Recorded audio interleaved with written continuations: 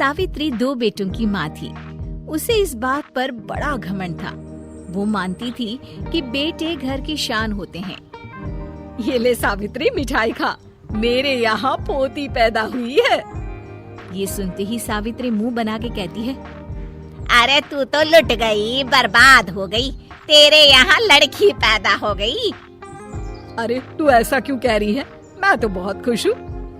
अरे जब तेरी पोती के पीछे तुझे खर्चे पर खर्चे करने पड़ेंगे ना, तब ये तेरी सारी खुशी गम में बदल जाएगी।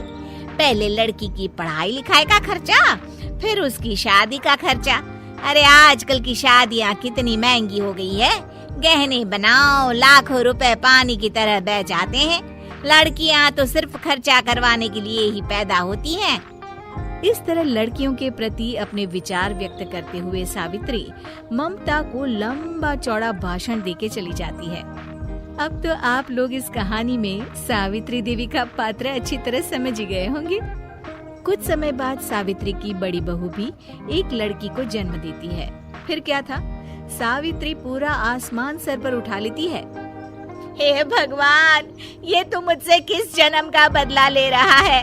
अरे मैं तो मंदिर में रोज आकर तुझसे कहती तो थी कि मुझे एक पोता चाहिए, और तूने मुझे पोती दे दी। इतनी मिठाइयाँ और प्रसाद चढ़ाने का क्या फायदा हुआ?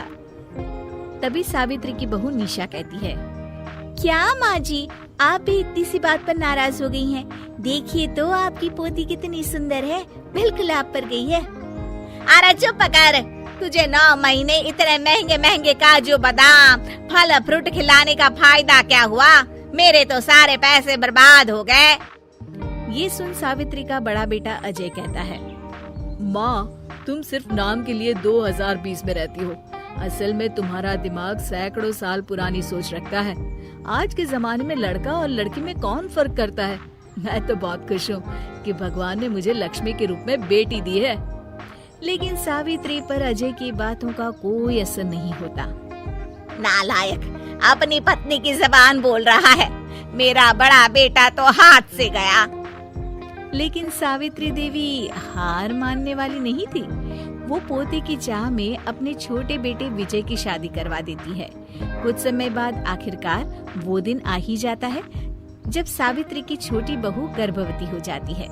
सावित्री इतनी खुश हो जाती है कि वो बच्चे के जन्म से पहले ही सारे मोहल्ले में ढिंढोरा पीटने लगती है। ये क्या सावित्री, तू तो पोते के जन्म से पहले ही मिठाई बांट रही है। पहले पोता पैदा तो होने दे, और फिर क्या पता अगर पोते की जगह पोती पैदा हो गई तो। ये सुन सावित्री चिढ़ जाती है। अरे अपनी काली ज़बान मत चला। मेरी मिठाई खा के मेरा ही बुरा सोच रही है। बड़ी आई, ला मेरी मिठाई वापस कर। देख लेना, इस बार मेरे यहाँ पोता पैदा होगा, पोता। लेकिन ठीक इसका उल्टा होता है। सावित्री की छोटी बहू भी एक लड़की को जन्म देती है। सावित्री फिर से रोना धोना शुरू कर देती है और अपनी छोटी बहू को कोसते हुए भला बुरा कहने लगती है। देखते ही देखते ये सावित्री की रोज की आदत हो जाती है। एक दिन उसकी इस आदत से परेशान होकर विजय अपने भाई अजय से कहता है, भैया, माँ खुद एक औरत होकर हमारी बेटियों को पसंद नहीं करती, उल्टा उन्हें रोज कोसती रहती है। मुझे माँ की ये आदत बिल्कुल पसंद नहीं आती।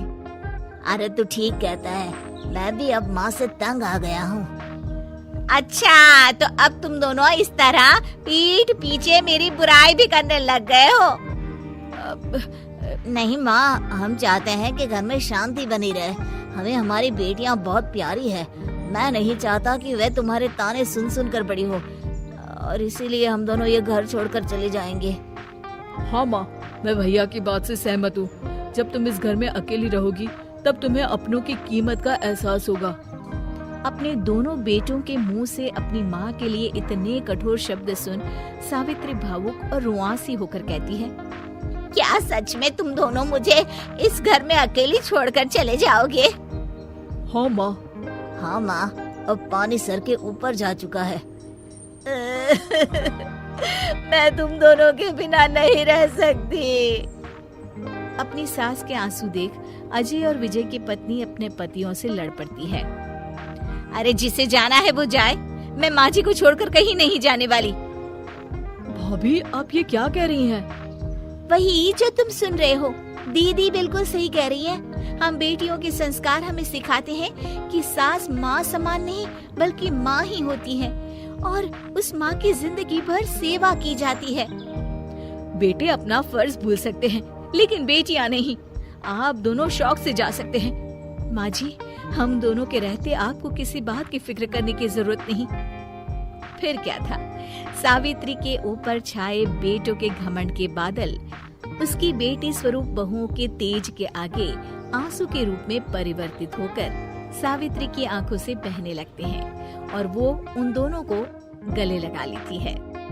मैं जिंदगी भर बेटियों को कोसती रही, लेकिन आज तुम दोनों को देख मुझे समझ आ गया कि बड़े अभागे होते हैं वो लोग जिनके घर बेटियां नहीं होती।